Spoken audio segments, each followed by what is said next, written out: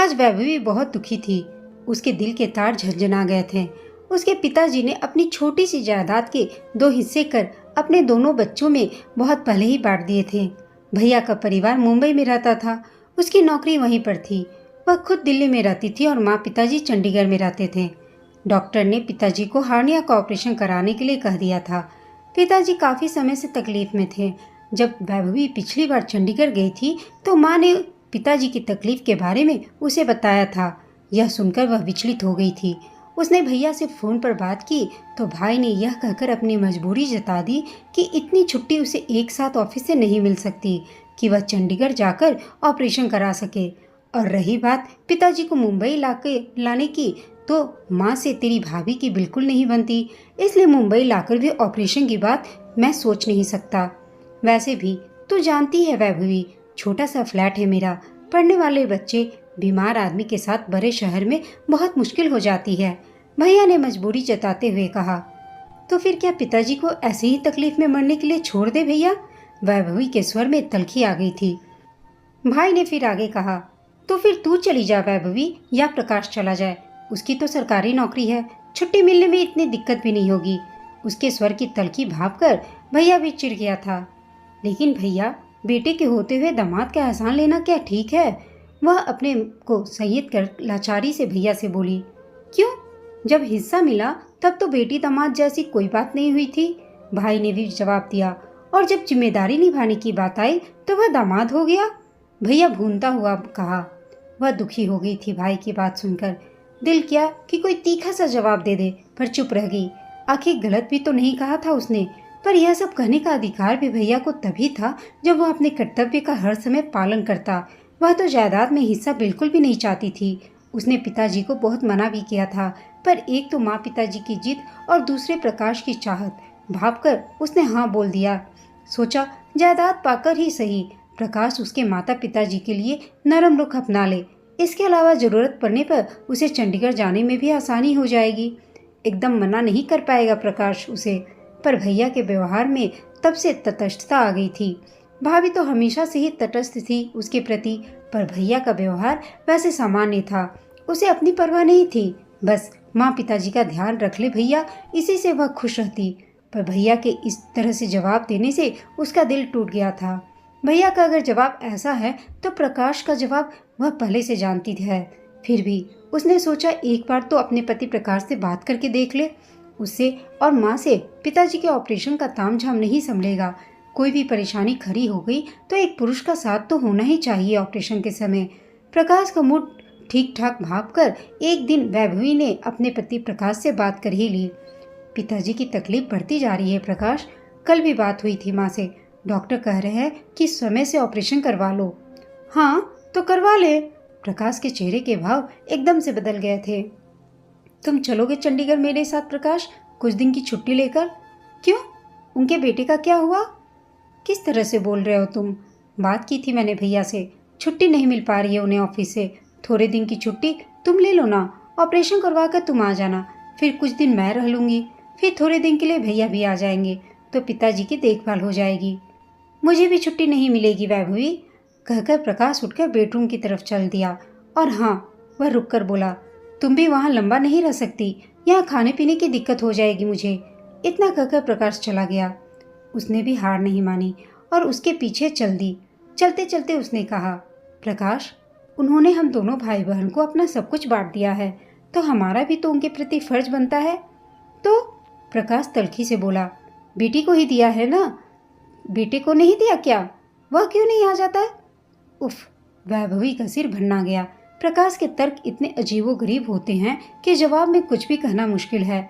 संवेदनहीनता की पराकाष्ठा तक चला जाता है। दिल घायल हो गया उसका। पिताजी के 2 अपंग सहारे प्रकाश और भैया, जिन पर पिताजी ने अपना सब कुछ लुटा दिया, जिन्हें पिताजी ने अपना आधार स्तंभ समझा, आज कैसा बदल गया है दोनों। इसके बाद उसने प्रकाश से कोई बात नहीं की। चुपचाप अपना रिजर्वेशन कराया और जाने की तैयारी करने लगी। प्रकाश के तने हुए चेहरे की परवाह किए बिना वह चंडीगढ़ चली गई। उसकी बेटी इंजीनियर थी और जॉब कर रही थी। 2 दिन बाद वह कुछ दिनों की छुट्टी में घर आ रही थी। वैभवी ने उसे वस्तु स्थिति से अवगत कराया और चंडीगढ़ चली गई। माँ ने वैभवी को देखा तो उन्हें थोड़ा सुकून मिला। वैभवी को देख माँ ने कहा, दामाद जी नहीं आए वैभवी, तुम्हारा बेटा आया जो दामाद आता। वह चिढ़कर बोली, बेटी काफ़ी नहीं है तुम्हारे लिए। माँ चुप हो गई। एक वाक्य से ही सब कुछ समझ में आ गया उसके। पिताजी ने कुछ नहीं पूछा, दुनिया देखी थी उन्होंने। फिर कुछ पूछना और उस पर अफसोस करने का मतलब था पत्नी के दुख को और बढ़ाना। सब कुछ समझकर ऐसा दिखाया जैसे कुछ हुआ ही ना हो। पिताजी का जिस डॉक्टर से इलाज चल रहा था उनसे जाकर वैभवी मिली। ऑपरेशन का दिन तय हो गया। उसने प्रकाश व भाई को औपचारिक खबर दे दी। डरते डरते उसने पिताजी का ऑपरेशन करवा दिया। मन ही मन डर रही थी कि कोई ऊंच नीच हो गई तो क्या होगा। कोई पुरुष का होना जरूरी था, पर पिताजी का ऑपरेशन सही सलामत हो गया। उसकी जान में जान आई। पिताजी को जिस दिन अस्पताल से घर लेकर आई, मन में संतोष था कि वह उनके कुछ काम तो आ पाई। पिताजी को बिस्तर पर लिटाकर लिहाफ उठाकर उनके पास बैठ गई। उनके चेहरे पर उसके लिए कृतज्ञता के भाव थे जो शायद बेटे के लिए नहीं होते। आज समाज में बेटी को पिता की जायदाद में हक जरूर मिल गया था, लेकिन माता पिता अपना अधिकार आज भी बेटे पर ही समझते हैं। पिताजी ने आंखें बंद कर ली और आराम करने लगे। वह चुपचाप पिताजी के निरीह चेहरे को निहारने लगी। दबंग पिताजी की उम्र ने कितना बेबस व लाचार बना दिया था उन्हें। भैया व प्रकाश पिताजी के दो सहारे कहाँ हैं, वह सोचने लगी। उसे व भैया को पिताजी ने कितने प्यार से पढ़ाया लिखाया, योग्य बनाया। वह लड़की होते हुए भी अपने पति की इच्छा के विरुद्ध अपने पिता की जरूरत पर आ गई। लेकिन भैया, वह पुरुष होते हुए भी अपनी पत्नी की इच्छा के विरुद्ध अपने पिता के काम नहीं आ पाए। सच है, रिश्ते तो स्त्रियां ही संभालती हैं, चाहे फिर वह मायके के हों या ससुराल के। लेकिन पुरुष, वह ससुराल के क्या, वह तो अपने सगे रिश्ते भी नहीं संभाल पाता और उसका ठीकरा भी स्त्री के सिर फोड़ देता है। पिताजी कुछ दिन बिस्तर पर रहे। उनकी तीमारदारी माँ और वह दोनों मिलकर कर रही थी। भैया ने पापा की चिंता इतनी ही की थी कि एक दिन फुर्सत से माँ व पिताजी से फोन पर बातचीत करने के बाद मुझसे कहा, कुछ ज़रूरत हो वैभवी तो बता देना, कुछ रुपए यहाँ से मैं भिजवा देता हूँ। उसकी ज़रूरत नहीं है भैया, रुपये का तो पिताजी ने भी अपने बुढ़ापे के लिए इंतजाम किया हुआ है, उन्हें तो तुम्हारी ज़रूरत थी। उसने कुछ कहना चाहा, पर रिश्तों में और भी करवाहट घुल जाएगी यह सोचकर वैभवी चुप्पी लगा गई और तभी फोन कट गया। वैभवी 15 दिन रहकर घर वापस आ गई। प्रकाश का मुंह फुला हुआ था। उसने परवाह नहीं की, चुपचाप अपने दिनचर्या में व्यस्त हो गई। प्रकाश ने पिताजी की कुशल क्षेम तक नहीं पूछी, पर उसकी सास का फोन उसके लिए भी और उसके माँ पिताजी के लिए भी आया। उसे अच्छा लगा। सभी बुजुर्ग शायद एक दूसरे की स्थिति को अच्छी तरह से समझते हैं। वैभवी के घर आने के बाद उसकी बेटी वापस अपनी नौकरी पर चली गई थी। पिताजी की हालत में निरंतर सुधार हो रहा था, इसलिए वह निश्चिंत थी। उसके सास ससुर देहरादून में रहते थे। सब कुछ ठीक चल रहा था कि तभी एक दिन वैभवी की सास का बदहवास सा फोन आया। उसके ससुर जी की तबीयत अचानक बिगड़ गई थी और उन्हें अस्पताल ले जाना पड़ा था। वे दोनों तुरंत देहरादून के लिए निकल पड़े। प्रकाश का भाई अविनाश, जो पुणे में रहता था, अपनी पत्नी के साथ देहरादून पहुंच गया। पता चला कि उनकी धमनियों में रुकावट थी। अविनाश की पत्नी छवि स्कूल में पढ़ाती थी। वह 2-4 दिन की छुट्टी लेकर आई थी। पापा को तो एंजियोलॉजिस्ट और उसके बाद की देखभाल के लिए लंबे समय की जरूरत थी। प्रकाश के पापा अभी अस्पताल में ही थे। छवि की छुट्टियां खत्म हो गई थी। वह वापस जाने की तैयारी करने लगी। मैं भी चलता हूँ भैया, अविनाश बोला। छवि अकेले कैसे जाएगी? लेकिन अविनाश, पापा की लंबी देखभाल और इलाज की जरूरत है, प्रकाश बोला। कुछ दिन हम रुक लेते हैं, कुछ दिन तुम छुट्टी लेकर आ जाओ। भैया, हम दोनों की तो प्राइवेट नौकरी है, इतनी लंबी छुट्टियां नहीं मिल पाएगी और मम्मी पापा को पुणे भी नहीं ले जा सकता। छवि भी नौकरी करती है। कहकर उन्हें कुछ कहने का मौका दिए बिना दोनों पति पत्नी पुणे के लिए निकल गए। अब प्रकाश पशोपेश में पड़ गया। बड़ा भाई होने के नाते वह अपनी जिम्मेदारियों से नहीं भाग सकता था।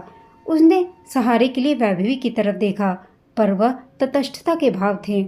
मौका पाकर धीरे से बोला, वैभवी, मम्मी पापा को अपने साथ ले चलते हैं, वहाँ आराम से इलाज और देखभाल हो जाएगी। यहाँ तो हम इतना नहीं रुक पाएंगे। या फिर डॉक्टर से दिखाकर मैं चला जाता हूँ, तुम रुक जाओ, मैं आता जाता रहूँगा। वैभवी बोली, क्यों? मैं क्यों रुकूं? फालतू हूँ क्या? नौकरी नहीं कर रही तो क्या मेरी ही ड्यूटी हो गई है? छवि या अविनाश नहीं रह सकता यहाँ? लेकिन वैभवी, जब वे दोनों जिम्मेदारियां नहीं उठाना चाह रहे हैं तो पापा को ऐसे तो नहीं छोड़ सकते हैं ना। किसी को तो जिम्मेदारी उठानी ही पड़ेगी, प्रकाश बोला। हाँ, तो जिम्मेदारी उठाने के लिए सिर्फ हम ही रह गए और सेवा करने के लिए सिर्फ मैं। कल को पापा की संपत्ति तो दोनों के बीच ही बटेगी, सिर्फ हमें तो नहीं मिलेगी। मुझसे नहीं होगा, कहकर पैर पटकती हुई वैभवी कमरे से बाहर निकल गई। बाहर लॉबी में सास बैठी हुई थी, उदास सी। उनका हाथ पकड़कर किचन में ले गई वैभवी। उन्होंने सब कुछ सुन लिया था। उनके चेहरे से ऐसा लग रहा था आंखों में आंसू डबडबा रहे थे, चेहरे पर घोर निराशा थी। माँ, वह उनका चेहरा ऊपर करके बोली, खुद को कभी अकेला मत समझना, हम हैं ना आपके साथ, और आपकी यह बेटी आपकी सेवा करने के लिए है। मुझ पर विश्वास रखना। मैं प्रकाश के साथ सिर्फ नाटक कर रही थी। मैं उन्हें कुछ एहसास दिलाना चाहती थी। मुझे गलत मत समझना आप। आपके पास कुछ भी ना हो तब भी आपके बच्चे के कंधे बहुत मजबूत हैं। वे अपने माता पिता का सहारा बन सकते हैं। सास बेचारी रो रही थी अपनी बहू की बात सुनकर। उसने उन्हें गले लगा लिया। सास को सब कुछ मालूम था, इसलिए सब कुछ समझ गई।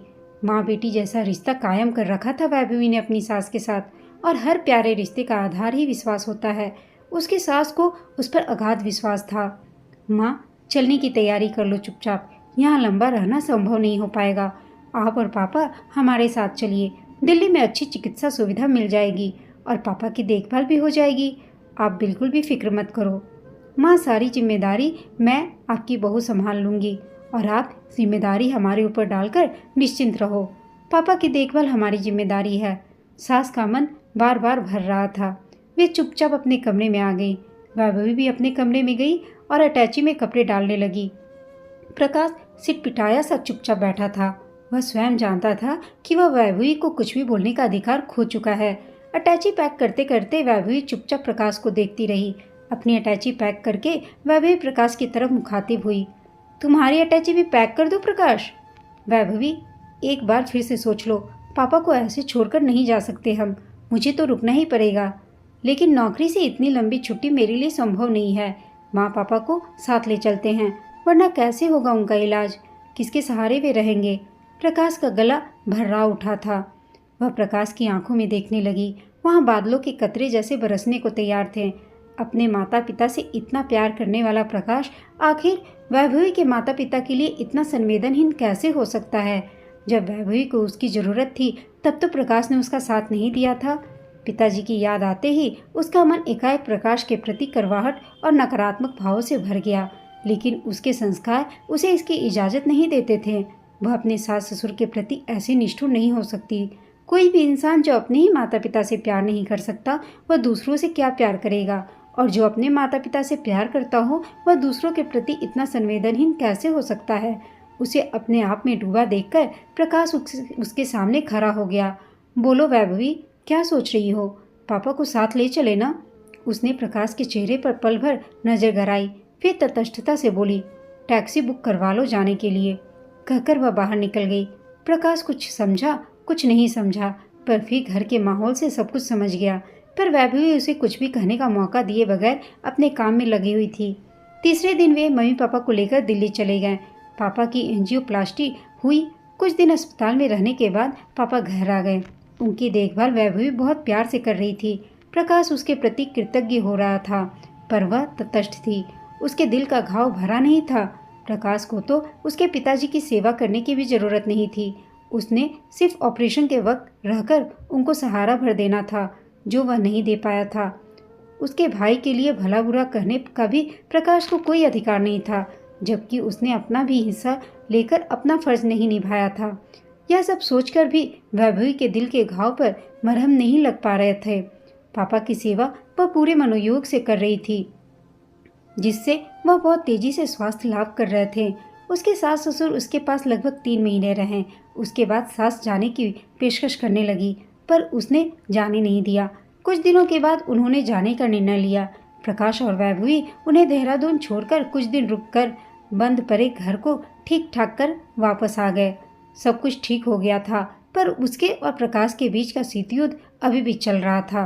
उनके बीच का वह दृश्य चुप्पी अभी खत्म नहीं हुई थी।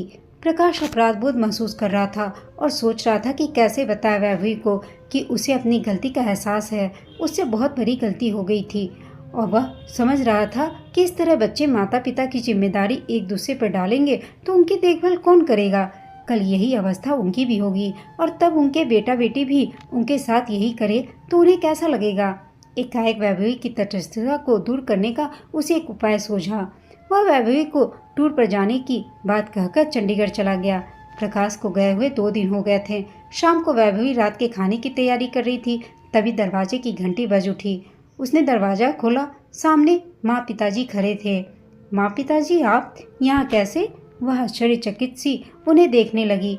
उसे तो विश्वास ही नहीं हो रहा था। माँ बोली, हाँ बेटा, दामाद जी आ गए और जिद करके हमें साथ ले आए। कहने लगे अगर मुझे बेटा मानते हो तो चलकर कुछ महीने हमारे साथ रहो। दामाद जी ने इतना आग्रह किया कि आनन फानन तैयारी करनी पड़ी। तभी उसकी नज़र टैक्सी से सामान उतारते प्रकाश पर पड़ी। वह पैर छूकर माँ पिताजी के गले लगी। उसकी आंखें बरसने लगी थी। पिताजी के गले मिलते ही उसने प्रकाश की तरफ देखा। प्रकाश मुस्कुराते हुए जैसे उससे माफ़ी मांग रहा था। उसने डबडबाई आंखों से प्रकाश की तरफ देखा और ढेर सारी कृतज्ञता और धन्यवाद झलक रहा था प्रकाश के लिए। प्रकाश सोच रहा था कि उसके सास ससुर कितने खुश हैं और उसके खुद के माता पिता भी कितने खुश होकर गए वैभवी के इतनी अच्छी देखभाल से। जब अपनी पूरी जवानी माता पिता ने अपने बच्चों के नाम कर दी तो इस उम्र में सहारे की तलाश भी तो वे अपने बच्चों से ही करेंगे। फिर चाहे वह बेटा हो या बेटी, दोनों को ही अपने माता पिता को सहारा अवश्य देना चाहिए। दोस्तों, आपको यह कहानी कैसी लगी कमेंट करके बताइएगा। साथ ही कहानी अच्छी लगी हो तो इसे लाइक, शेयर और चैनल को सब्सक्राइब अवश्य कीजिएगा। कहानी सुनने के लिए आप सबका धन्यवाद।